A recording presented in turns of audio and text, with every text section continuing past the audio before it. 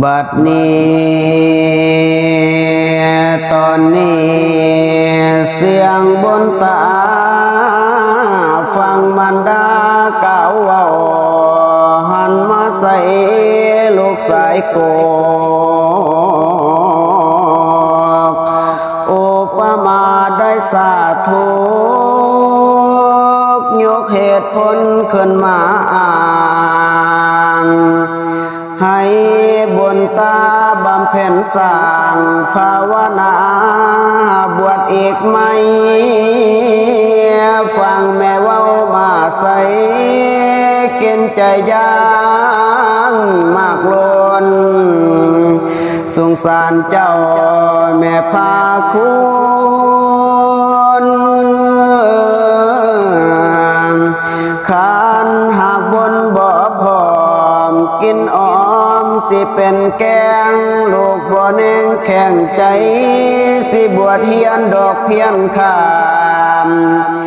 นากะเอาเบากะสูเพื่อนสนองบนคนทานบวชถือเพพรหมาจารย์ของพระเรื่องอันลำจาถือมันแก่นพระธรรมให้ทองมาน้องนานเป็นผู้คำเวียกให้นาส่วนอย่าเล่ลวนไปไล่ทางอย่าปล่อยวางมันด่าเจ้าเมานำกายสิลืมเท่าเมานำตนสิลืมแก่ลงคำมีสิลืมแม่คำโบราณเพื่อนกล่าวไว้จริงแท้พอจริงหลาย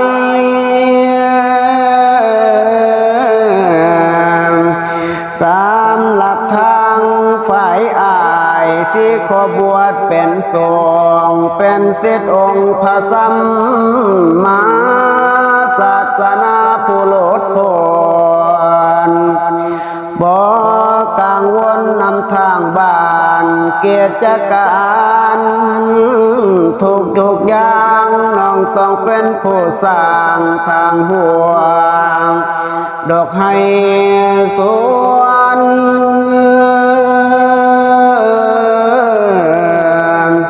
จังว่าทุกสิ่งล้วนให้สุดเสื่นสำลานเจตอย่าล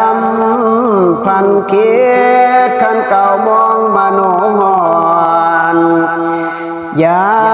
อาวรณ์ควรกุมคือไฟสมอย่างจีลูกสิเป็นผู้เสียทางเกิน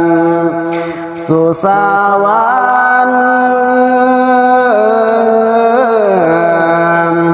ขอให้คนแม่นานจงสุดซื่นสำลานใจแนวใดๆมันดาเขตภัยประสงค์สิตรงเป้าลูกสิเอาใจเจ้ามันดาต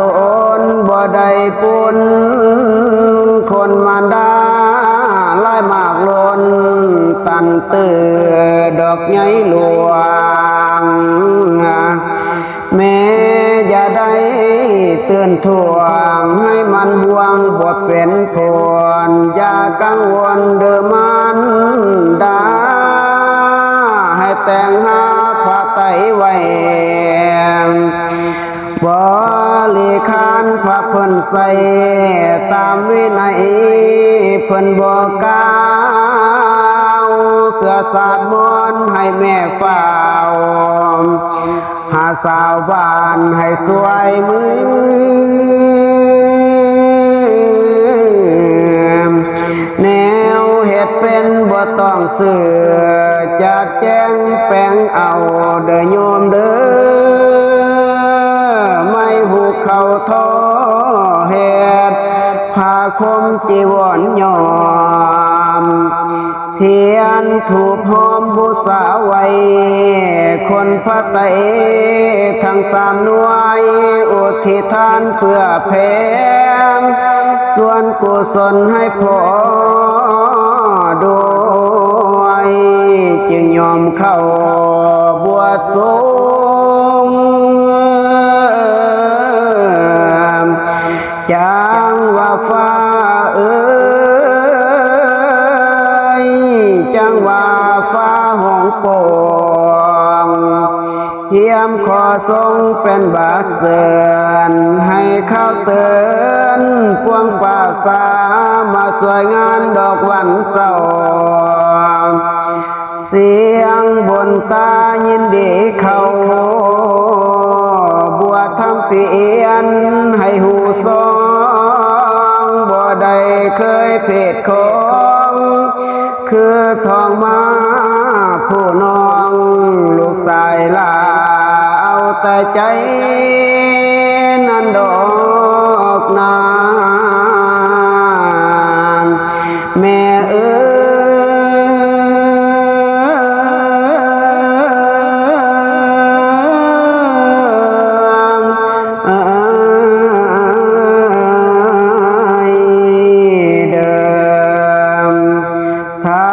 คมเนื้อคมไตก็ไหลลังมาหอ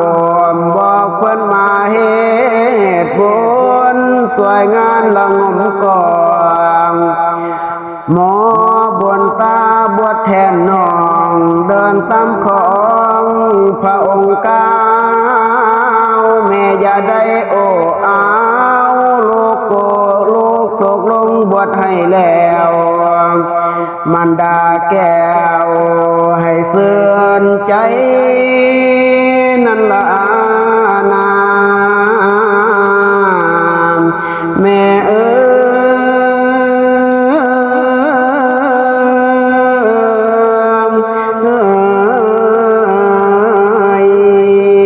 เดิมจังว่าฟ้าจังว่าฟ้าห้องโป่งเฮียมขอทรงเป็นบาทเสือนให้เข้าเติมปวงป่าสามาสวยงานดอกวันเศร้าเสียงบนตายินดีเขาบวชทำเพียนให้หูซองบ่ได้เคยเพศของคือทองมาผู้น้องลูกสายลาเอาแต่ใจ